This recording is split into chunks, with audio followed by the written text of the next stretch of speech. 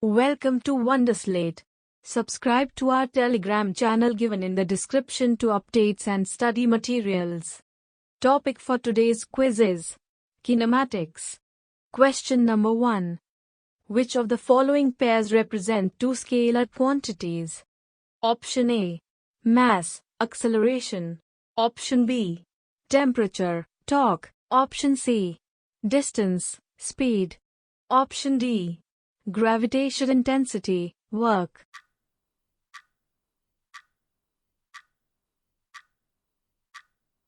The correct answer is option C.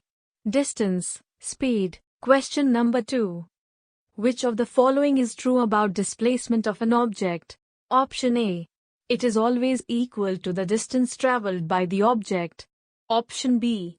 It can be less than the distance traveled by the object. Option C.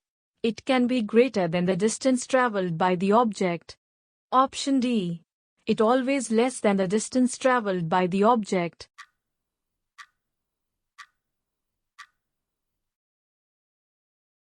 The correct answer is option B. It can be less than the distance traveled by the object. Question number 3. The branch of mechanics which deals with the study of motion of material objects without taking into account the factors which cause motion is called. Option A. Statics. Option B. Kinematics. Option C. Dynamics. Option D. None of them.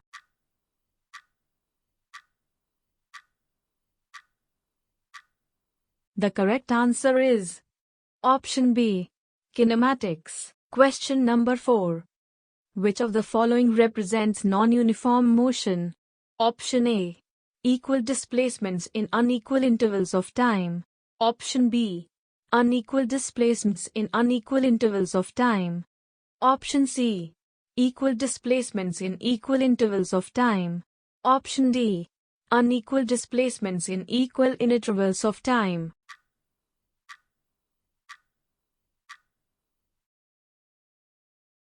The correct answer is option A.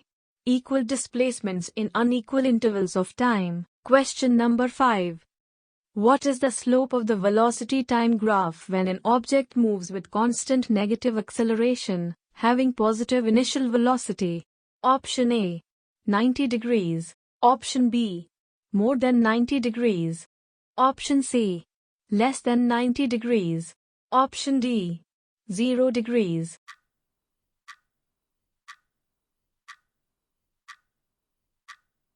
The correct answer is option B.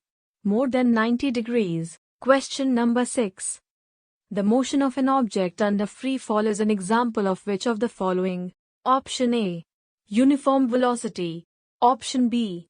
Uniform acceleration. Option C. Zero acceleration. Option D. Non-uniform acceleration.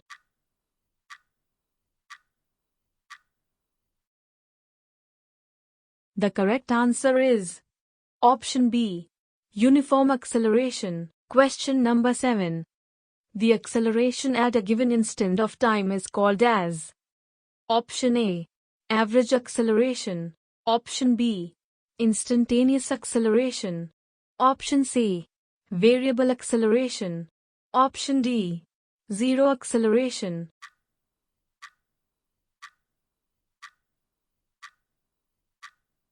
The correct answer is option B. Instantaneous acceleration. Question number 8. What is represented by the slope of a straight line joining 2 points on a velocity time graph? Option A. Average velocity. Option B. Instantaneous acceleration. Option C. Average acceleration. Option D. None of them.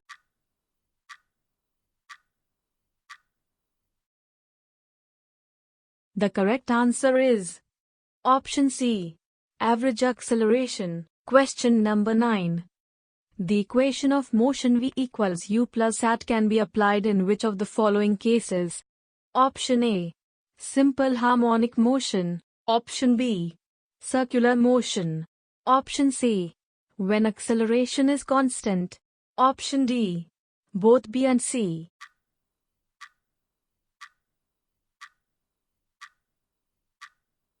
The correct answer is option C.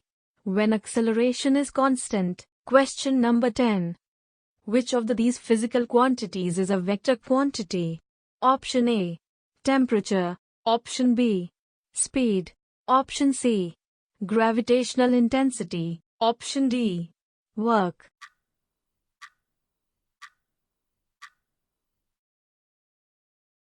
The correct answer is option C. Gravitational intensity. Question number 11. The magnitude of the resultant of two vectors is maximum in which of the following case? Option A. When vectors act in the same direction. Option B. When vectors act at 90 degrees to each other. Option C. When vectors act in the opposite direction. Option D. None of them.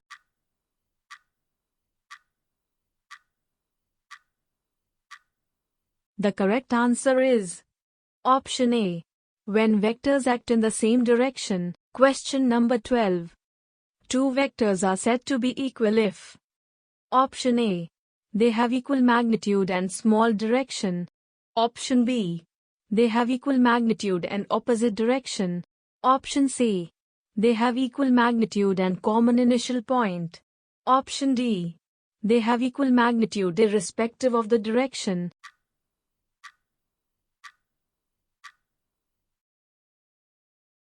The correct answer is option A. They have equal magnitude and small direction. Question number 13. Which of the following conditions is true for two vectors to be collinear? Option A. Equal magnitude. Option B. Same direction. Option C.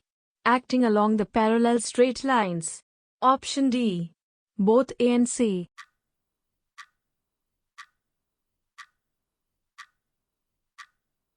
The correct answer is option C.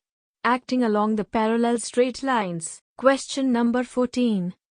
Which of the following conditions is true for an object to be in equilibrium? Option A. No linear motion of the object.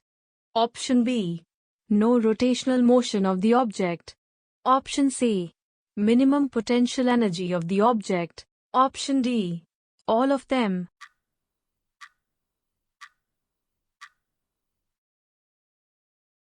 The correct answer is option D. All of them. Question number 15. A projectile will achieve maximum horizontal range at which angle? Option A. 90 degrees.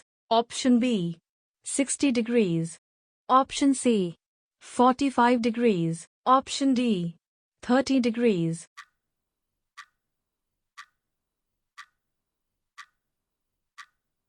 The correct answer is option C.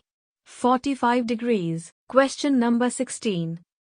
What is the relation between velocity and acceleration at the highest point of projectile path? Option A. Both are at an angle 0 45 degrees to each other. Option B. Both are perpendicular to each other. Option C. Both are at an angle of 180 degrees to each other. Option D. None of them.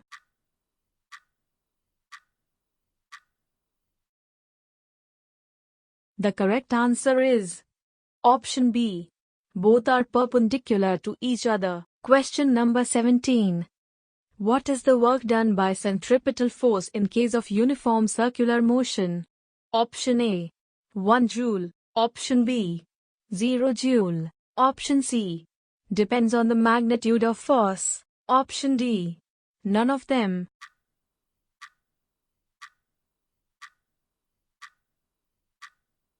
The correct answer is option B. 0 joule. Question number 18. What is the relation between time period and frequency in case of uniform circular motion? Option A. Reciprocal to each other. Option B. Equal to each other. Option C. No relation between them. Option D. Time period is 1/2 of the frequency.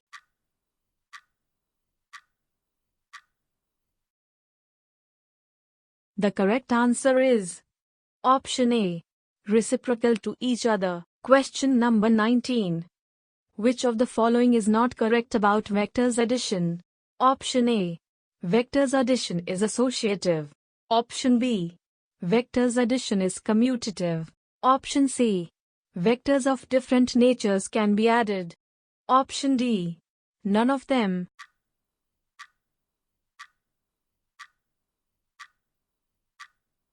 The correct answer is Option C. Vectors of different natures can be added. Question number 20. What is the maximum height that can be attained by a projectile? Option A. Equal to its maximum range. Option B. 1/2 of its maximum range. Option C. 1/4 of its maximum range. Option D. Twice of its maximum range.